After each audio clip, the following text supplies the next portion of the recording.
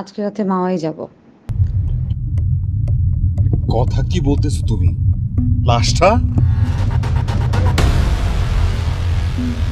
লাশ কি? লাশ একটা সুবিধা মতো জায়গায় ফেলে দেব।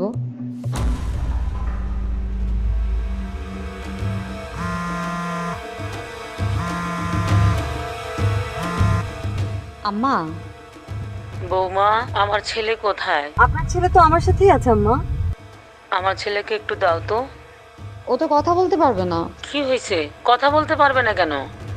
আম্মা, মরা মানুষ কি কখনো কথা বলতে পারে? শুনেছেন কখনো? কি বলছো? মরা মানুষ মানে? আমি আপনার ছেলেকে খুন করে এখন গাড়িতে করে ঘুরে বেড়াচ্ছি। সুবিধা মতো জায়গা পাচ্ছি না লাশটা ফেলার। আল্লাহ, আল্লাহ, তুমি এটা কি করলা? এটা তুমি কি? ভালো থাকবেন আম্মা।